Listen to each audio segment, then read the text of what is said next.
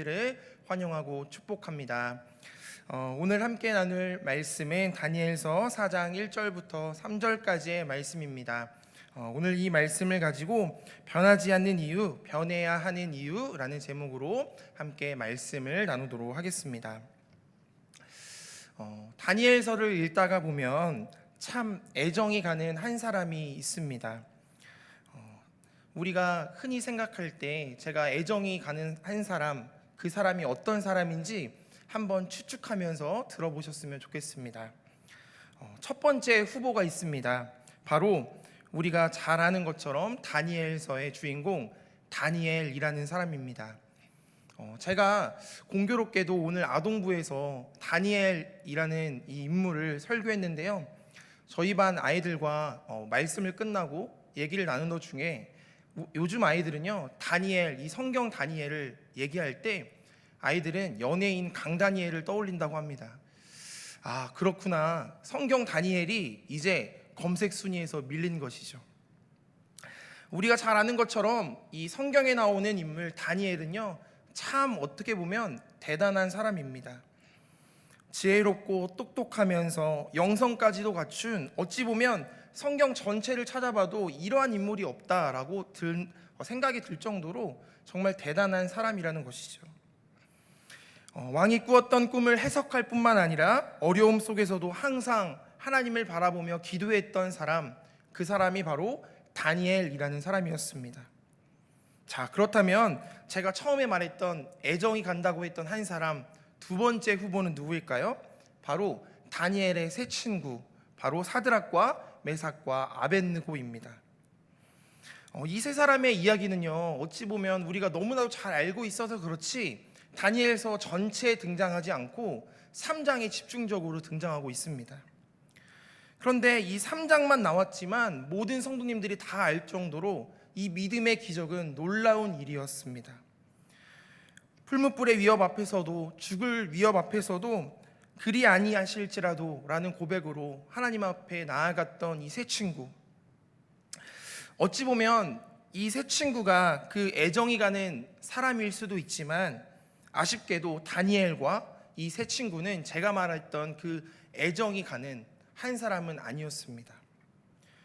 그렇다면 왠지 모르게 애정이 가는 한 사람, 그 사람은 바로 누구일까요?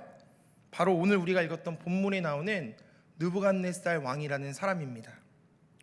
사실 제가 말했던 이 애정이 간다라고 하는 표현은 좋아한다라는 표현보다는요, 안타까운 마음이 더 드는 마음입니다.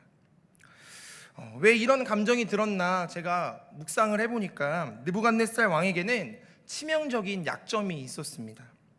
뭐냐면 바로 느부갓네살 왕은 몇 번이나 하나님을 경험하고 기적을 체험했지만 하나님 앞에 안타까운 그 삶을 바라보면 근본적인 변화가 없었던 사람, 그 사람이 바로 느부갓네살 왕이었다는 것이죠.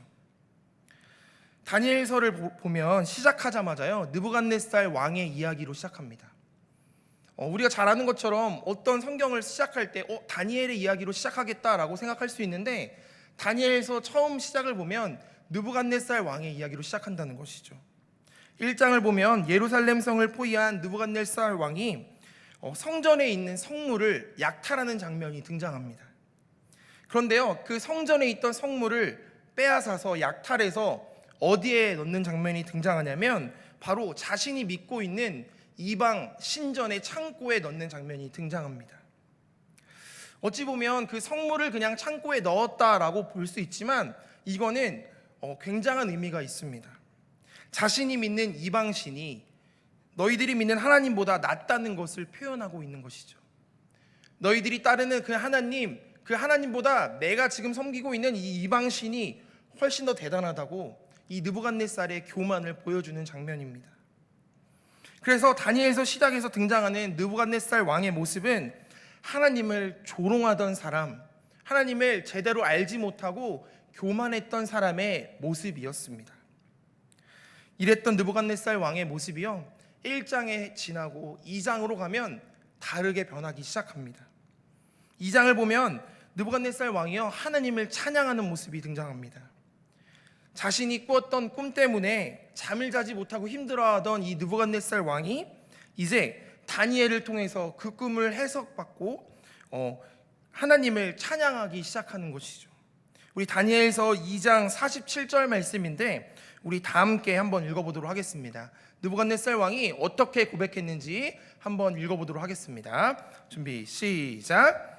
왕이 대답하여 다니엘에게 이르되 너희 하나님은 참으로 모든 신들의 신이시오 모든 왕의 주제시로다.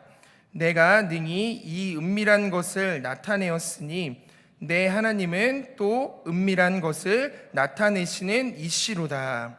아멘. 1장에서 하나님을 능멸하고 교만했던 느부갓네살 왕이 2장을 보니까 뭐라고 고백합니까? 너희의 하나님은 참으로 모든 신들의 신이시오 모든 왕의 주제시로다. 신들의 신이고 왕 중의 왕이라고 고백하고 있는 것이죠. 어떻게 보면 1장에 비해서 정말 큰 변화 아닙니까? 그가 했던 고백에 변화, 삶의 변화가 있는 것 같습니다. 하나님을 조롱하면서 성전의 성물을 약탈해서 이방신의 창고에 넣었던 사람이 이제는 하나님을 찬양하는 사람이 된 것이죠. 그렇다면 이 정도 체험하고 신앙 고백을 했다면 그 이후에 이렇게 쭉 하나님을 찬양하면서 잘 살았으면 좋았을 것 같은데 느부갓네살 왕은 자신의 고백이 무색하게도 2장을 지나 3장이 되면 또 다른 모습으로 나오기 시작합니다. 다니엘서 3장 1절 말씀은 이런 말씀으로 시작합니다. 우리 3장 1절 말씀 고백하도록 하겠습니다. 3장 1절입니다. 시작. 금으로 신상을 만들었으니 높이는 60규빗이요 너비는 6규빗이라 그것을 바벨론 지방의 두라 평지에 세웠더라. 아멘. 3장의 시작이 이렇게 시작하는 것이죠. 두라 평지에요 금신상을 세우기 시작합니다. 그리고 우리가 잘 아는 것처럼 이 금신상에 절하지 않으면 저 맹렬히 타는 풀무불에 집어넣겠다. 온 나라의 법으로 공표하기 시작합니다. 그런데 이 법대로 그냥 순종하면 살 수 있을 것 같은데 우리가 예전에 말씀을 나눴던 것처럼 꼭 말 안 듣는 사람, 반항하는 사람들이 등장합니다. 바로 하나님의 사람들 다니엘의 세 친구가 등장하는 것이죠. 사드락과 메삭과 아벳느고가 이 금신상에 절하라는 명령을 거절하기 시작합니다. 그래서 이 느부갓네살 왕은 세 친구를 설득합니다.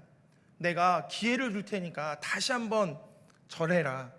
네가 그런 마음이 없을지라도 절하는 신용이라도 해라. 그만큼 이 세 친구를 아꼈던 것이죠.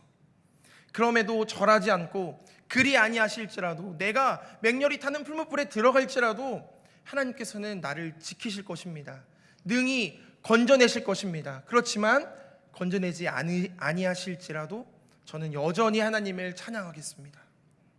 이 세 친구의 고백이 너무나도 은혜가 되는 것이죠. 결국에 이 느부갓네살 왕은 어떻게 합니까? 평소에 타는 풀무불보다 7배나 더 뜨겁게 해서 이 세 친구들을 던져버리는 것입니다. 그런데 우리가 잘 아는 것처럼 이 세 친구는 멀쩡히 살아났고 느부갓네살 왕은 하나님의 살아계심과 하나님의 놀라운 은혜를 체험하게 됩니다. 저는 이 느부갓네살 왕을 묵상하면요 그 아동부 시절의 그 제 경험이 너무나도 떠오르는데요. 제가 6학년일 때 전도사님이 이제 성탄절을 맞이해서 우리 이번에 크리스마스 때 우리 연극을 한번 해보자. 근데 주인공이 누구냐면 다니엘이 아니라 느부갓네살 왕이라는 거예요. 근데 우리의 인식에 느부갓네살 왕은 좋은 사람입니까? 나쁜 사람입니까? 네, 나쁜 사람이죠. 그래서 모든 친구들이 주인공을 안 하겠다고 도망쳤어요. 근데 제가 도망친 친구들보다 달리기가 가장 늦었습니다. 그래서 제가 주인공이 된 거예요. 근데 저도 너무 하기 싫었어요. 왜냐하면 대사가 너무 많은 거예요.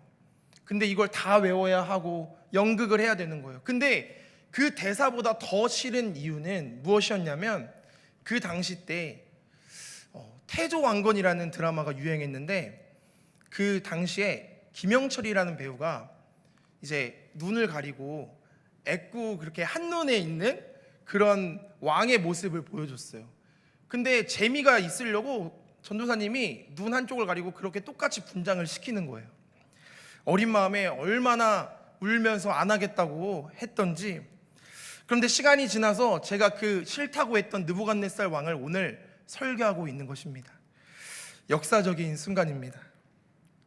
그래서 저는 이 느부갓네살 왕을 생각하면 조금 애정이 가는 느낌이 있어요.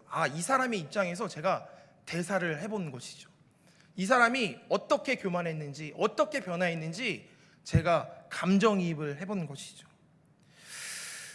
성도님들도 이러한 마음으로 한번 오늘 말씀을 한번 읽어보시면 더욱더 은혜가 될 줄로 믿습니다. 오늘 말씀을 보면 풀무불에서 나온 새 친구를 보면서요, 느부갓네살 왕은 다시 한번 교만했던 모습에서 변화하기 시작합니다. 살아계신 하나님의 놀라운 은혜를 체험하게 된 것이죠. 바로 눈앞에서 체험하게 됩니다. 그리고 나서 또다시 하나님을 찬양하는 모습이 등장합니다. 3장 1절에서 금신상을 세우고 3장 6절에 가서 이 금신상에 절하지 않으면 너희들을 죽이겠다라고 했던 이 왕이 한 장도 지나지 않아서 3장 28절이 가니까요, 이렇게 고백합니다. 느부갓네살이 말하여 이르되 사드락과 메삭과 아벳느고의 하나님을 찬송할지로다. 진짜 변덕도 이런 변덕이 없습니다. 하나님을 욕했다가 하나님을 찬양했다가 금신상을 세웠다가 하나님을 찬양했다가, 이러한 28절 말씀에 이어서 29절에는요 또 이렇게 또 법을 만들기 시작해요. 우리 29절 말씀 다 함께 읽어보도록 하겠습니다. 29절입니다. 시작. 그러므로 내가 이제 조서를 내리노니 각 백성과 각 나라와 각 언어를 말하는 자가 모두 사드락과 메삭과 아벳느고의 하나님께 경솔히 말하거든 그 몸을 쪼개고 그 집을 거름터로 삼을지니 이는 이같이 사람을 구원할 다른 신이 없음이니라 하더라. 아멘. 뭐라고 얘기하고 있습니까? 또다시요 이제 법으로 조서를 내렸대요. 그리고 각 백성, 각 나라, 각 언어를 말하는 모든 사람들에게 명령하기 시작합니다. 왕의 공식 문서를 통해서 하나님을 경솔히 말하는 사람을 내가 죽일 것이다. 그리고 이같이 구원을 베풀 다른 신은 없을 것이다. 하나님을 찬송하기 시작합니다. 어찌 보면 계속해서 하나님을 찬양했던 그러한 하나님의 백성들도 찬양하기 어려울 정도로 이러한 하나님을 찬양하는 고백의 모습을 우리는 오늘 말씀을 통해 발견할 수 있는 것이죠. 이러한 조서의 내용이 나오고 나서 이제 드디어 오늘 우리가 읽었던 4장이 시작되고 있습니다. 4장에서도 계속해서 하나님을 찬양하고 있는 느부갓네살 왕의 모습이 등장합니다. 오늘 본문 4장 2절과 3절을 보면 하나님을 찬양하는 내용이 계속 가득하게 나옵니다. 지극히 높으신 하나님이 내게 행하신 이적과 놀라운 일을 내가 알게 하기를 즐겨하노라. 참으로 크도다 그의 이적이여, 참으로 능하도다 그의 놀라운 일이여. 그의 나라는 영원한 나라요 그의 통치는 대대에 이르리로다. 아멘. 참 대단한 변화 아닙니까? 저는 다니엘서를 1장부터 차근차근 4장까지 보면서 이렇게 왔다 갔다 변하지만 하나님을 찬양했던 사람이 있었나라는 생각이 들 정도로 정말 대단한 찬양을 하는 사람이었다는 것이죠. 이제는 하나님을 온전하게 믿고 하나님을 찬양하는 사람이 되었구나라고 착각할 만큼 그의 고백은 대단한 고백이었다는 것입니다. 그런데요, 오늘 본문 이 4장의 뒤에 말씀들 내용들을 보면 다시 한번 이제 느부갓네살 왕이 교만이 가득하여져서 하나님께 징계를 받는 내용이 또 등장하기 시작합니다. 앞서서 이미 꿈 때문에 힘들어했던 느부갓네살 왕이 또다시 꿈 때문에 힘들어하는 장면이 등장합니다. 잠도 못 자고 힘들어하고 번민하면서 힘들어하고 있는 느부갓네살 왕. 만약에 제가 느부갓네살 왕이었다면요 이미 이제 해결책을 알았을 거예요. 이렇게 힘들어할 때 불을 한 사람이 떠오르지 않겠습니까? 누가 떠오를까요? 네, 맞습니다. 마스크를 쓰고 계셔서 다 대답한 줄로 믿습니다. 바로 다니엘이 떠오를 것 같아요. 불과 얼마 지나지 않았지 않습니까? 맞아. 내가 번민할 때 그 꿈을 해석한 사람 다니엘을 부르면 되겠다. 이 쉬운 정답이 있었는데 4장을 보면요, 참으로 어리석은 이 느부갓네살 왕의 모습이 등장합니다. 4장 6절을 보니까 누구를 부르냐면 바로 바벨론에 있는 모든 지혜자들, 박수와 술객과 갈대아와 술사와 점쟁이들을 부르는 것을 볼 수 있습니다. 이 사람들은 누구입니까? 바로 느부갓네살 왕이 첫 번째 꿈 때문에 힘들어했을 때 가장 먼저 불렀던 사람들, 가장 먼저 그 왕의 꿈을 해석하라고 왕이 불렀던 사람들이었다는 것이죠. 그래서 느부갓네살 왕의 꿈을 말하면서 너희들이 내 꿈을 맞춰보아라, 그리고 해석해보아라 라고 했을 때 아무도 해석하지 못했던, 어찌 보면 무능력한, 능력이 없는 사람들이었습니다. 그래서 죽을 뻔했던 그 사람들을요, 이 느부갓네살 왕이 오늘 말씀에서 4장에서 다시 한번 그 사람들을 부르는 장면이 등장하고 있는 것입니다. 우리는 이 장면을 통해서 무엇을 알 수 있습니까? 느부갓네살 왕은 하나도 변하지 않았다라는 것을 발견할 수 있습니다. 하나님을 찬양하는 것 같고 하나님 때문에 변화한 것 같지만 느부갓네살 왕의 모습은요, 하나도 변하지 않았습니다. 자신이 꿈 때문에 힘들어할 때 누구를 부릅니까? 모든 지혜자들과 박수와 술객과 점쟁이들, 모든 사람들을 부르기 시작하는 것이죠. 어찌 보면 느부갓네살 왕의 찬송하는 모습만 보면 이 사람 진짜 변했구나 라고 할 수 있지만, 진정한 변화는 삶의 모습이 변해야 하는데 느부갓네살 왕의 변화는 있지 않았다는 것입니다. 저는 이번 호렙산 기도회를 마치면서 참 감사했던 것들이 많습니다.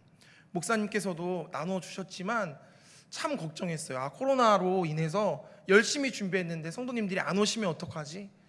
그런데 제가 걱정했던 것보다 하나님께서는 훨씬 더 크신 분이셨습니다. 모든 성도님들께서 나와서 찬양하는 모습, 기도했던 모습을 보면서 내 믿음이 정말 부족했구나 라는 것을 느꼈던 순간들이 너무나도 많았습니다. 여러 가지 감사한 것들이 있었는데 제 개인적으로 감사했던 것이 무엇이 있었냐면 바로 저희 아내와 제 아들 하늘이한테 참 감사했어요. 왜냐하면 성도님들은 모르시겠지만 제가 이제 우리 부목사님과 함께 교회에 나와서 일찍 준비할 때 사모님들과 아이들이 같이 나오거든요. 그러면 얼마나 졸리겠어요? 하늘이가 잘 자고 있을 때 업어서 같이 나오는데 제가 만약에 하늘이었으면 진짜 도망갔을 것 같아요. 힘들 법도 한데 저랑 같이 매일 새벽을 깨워서 나와준 것이 너무나도 감사했습니다. 남편 잘못 만나가지고 아빠 잘못 만나서 고생하고 있는데, 근데 정말 놀라운 사실은 작년에 이어서 올해도 하늘이가 전원 출석을 했다는 것입니다. 그리고 더 놀라운 사실은 엄마 따라서 중보기도팀에서 같이 기도하면서 시간을 보냈다는 것이죠.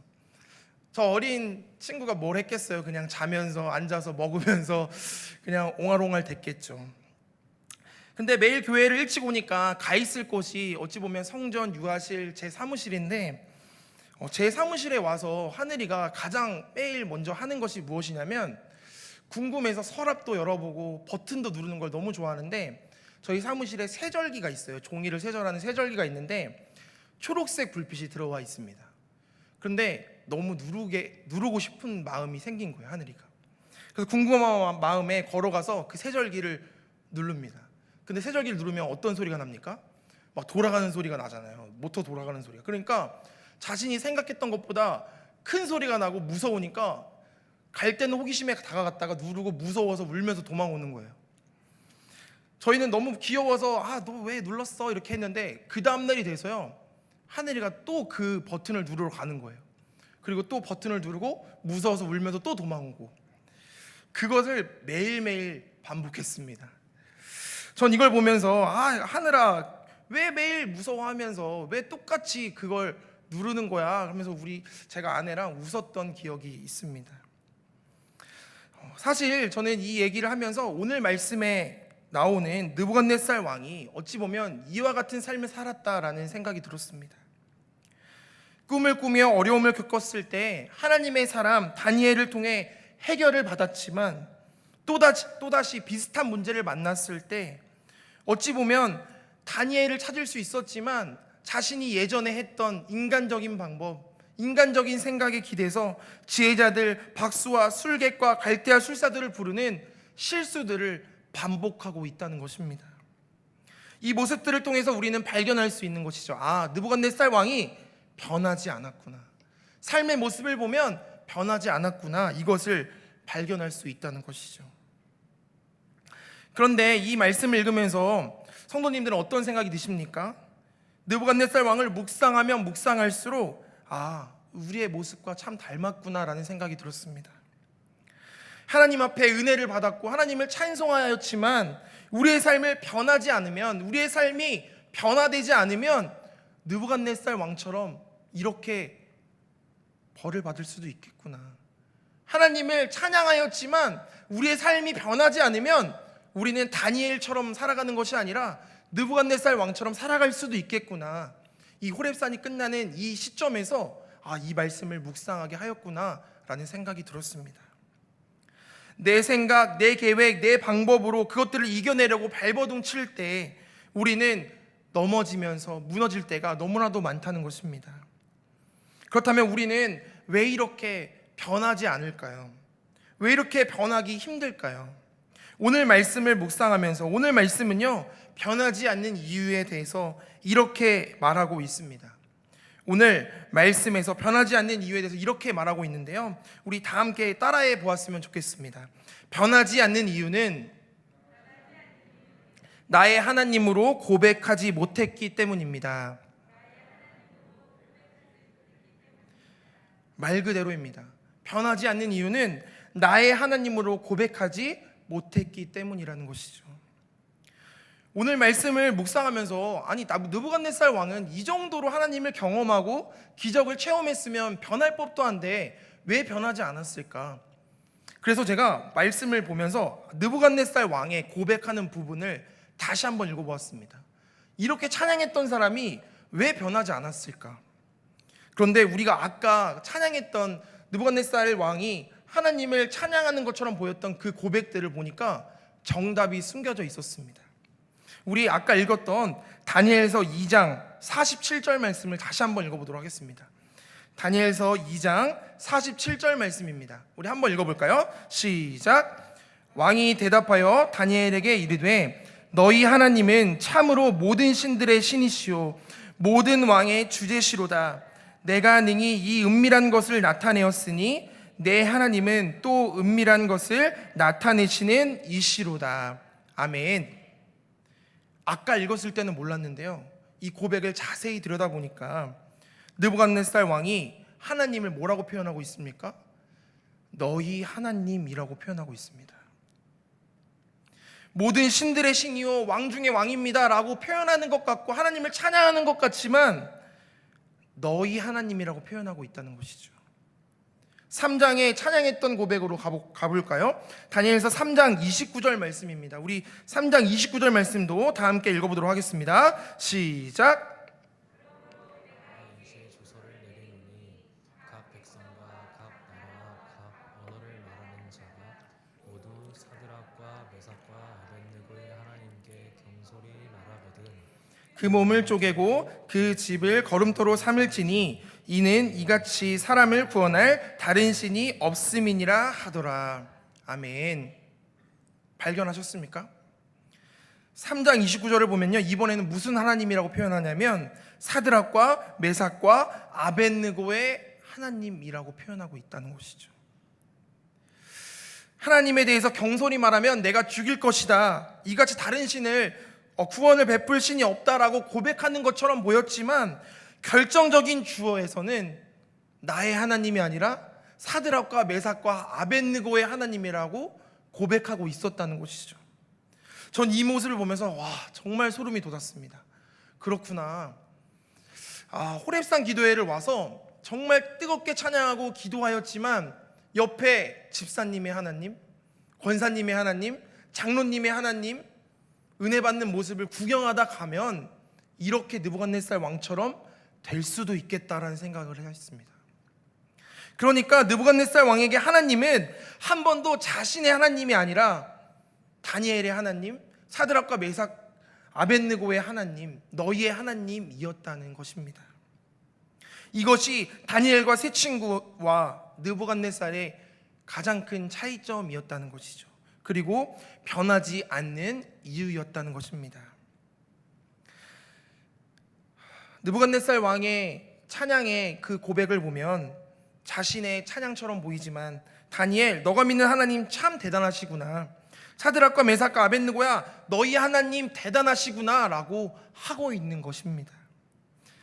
정작 자신의 생각의 중심은 하나님께 있지 않고 자신에게 있었다는 것을 오늘 말씀은 우리에게 전하고 있는 것입니다.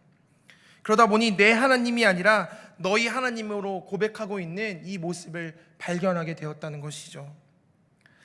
사랑하는 성도 여러분, 오늘 이 말씀을 묵상하면서 다니엘의 하나님, 다니엘이 고백했던 것처럼 하나님, 너희 하나님으로 고백하며 살아가는 것이 아니라 나의 하나님, 내 하나님이라고 고백하며 살아가는 우리의 삶이 되길 원합니다. 이 고백으로 살아가며 결단하며 살아갈 수 있는 저와 여러분의 삶이 되시기를 주님의 이름으로 축복합니다. 어찌 보면 세상은요 이렇게 말할 것입니다. 힘들게 사는 다니엘 말고, 어렵게 사는 다니엘 말고 강하고 힘 있는, 능력 있는, 다 가진 것 같은 느부갓네살이 되어라 라고 우리에게 묻고 있는 것 같습니다. 우리에게 어떤 인생 살래? 라고 하면 세상의 기준으로 보면요 느부갓네살 왕을 선택할 수밖에 없게 만드는 것 같습니다. 그렇지만 우리는 하나님의 백성으로서 다니엘처럼 살아가고자 선택하는 사람들이어야 합니다. 그래서 우리는요 고백하길 원합니다. 변해야 하는 이유에 대해서 고백하길 원합니다.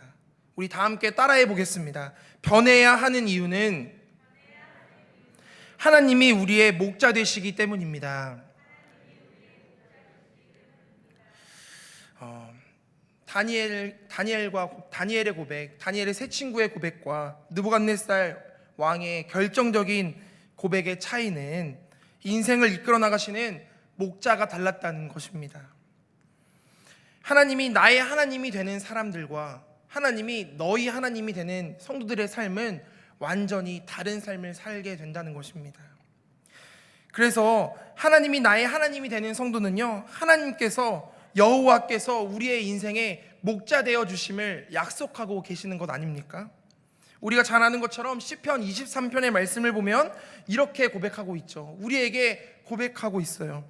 우리에게 부족함이 없게 됩니다. 푸른 풀과 쉴만한 물가로 인도하여 주시는 그 하나님 앞에 우리는 사망의 음침한 골짜기에 있을지라도 해를 두려워하지 않게 되는 것입니다. 주님의 지팡이와 막대기가 우리를 안위하시는 그러한 인생을 살아가게 된다는 것이죠. 그러기에 우리는 고백해야 합니다. 아, 나의 하나님이구나. 옆에 사람들의 하나님, 부모님의 하나님, 그것이 아니라 우리 아이들도 고백해야 한다는 것이죠. 엄마의 하나님, 아빠의 하나님이 아니라 나의 하나님으로 고백할 수 있는 그러한 다음 세대들로 세워지는 교회가 되어야 한다는 것입니다. 그래서 하나님께서는 우리에게 이러한 고백을 원하십니다. 너희들이 정말 너희들의 삶의 중심이 무엇을 향하고 있는지 다시 한번 우리에게 이 말씀을 통해 묻고 계신다는 것이죠. 사랑하는 성도 여러분, 느부갓네살 왕처럼 비록 하나님을 찬양했다가 무너질 수도 있습니다. 하나님 앞에 은혜를 받았다가 그 은혜를 저버리는 일을 할 수도 있습니다. 어찌 보면 우리가 호렙산 가운데 매일 새벽을 깨우고 그 은혜를 묵상하였지만 어찌 보면 또 낙담할 수도 있고 넘어질 수도 있습니다. 그런데요, 우리는 여기서 중요한 것을 발견할 수 있습니다. 그럼에도 불구하고 하나님은 그의 곁을 떠나지 않으셨다는 것입니다. 목자 되신 하나님께서는 이 은혜 주신 우리가 혹시라도 넘어질지라도, 혹시라도 하나님을 잊고 살지라도 계속해서 권면하시는 것입니다. 바로 느부갓네살 왕처럼 말이죠. 하나님을 저버리고 금신상을 만들고 교만하여서 하나님을 저버릴 때라도 하나님은 계속해서 그의 입술을 통해 하나님을 찬양하게 만드시는 하나님이신 줄로 믿습니다. 그러한 하나님이요, 우리의 하나님이고 나의 하나님인 줄로 믿습니다. 사랑하는 성도 여러분, 이런 하나님의 마음을 알고 이런 하나님의 기대를 느꼈다면 우리는 이제 변해야 할 때인 줄로 믿습니다. 내 중심에서 하나님의 중심으로 고백하면서 느부갓네살이 아닌 다니엘처럼 살아갈 수 있는 저와 여러분의 삶이 되시기를 주님의 이름으로 축복합니다. 그래서 예전처럼 결코 돌아서지 않겠습니다. 주님, 내가 이전과 다른 삶을 살아가겠습니다. 그렇지만 혹시라도 넘어질지라도, 혹시라도 연약하여서 주님, 제가 넘어질지라도 다시 한번 주님 손잡고 일어서겠습니다. 결단하며 고백하며 살아가는 우리들의 삶이 되기를 주님의 이름으로 축복합니다. 그렇게 고백할 때 우리의 인생길에서 우리의 목자 되시며 우리를 푸른 풀밭 쉴만한 물가로 인도하시는 주님의 놀라운 손길이 우리의 걸어가는 삶 가운데 함께하여 주시고 우리를 인도하여 주실 줄로 믿습니다. 이러한 고백으로 살아가는 저와 여러분의 삶이 되시기를, 이전과 다른 삶으로 변화하며 살아가는 우리의 삶이 되시기를 주님의 이름으로 축복합니다.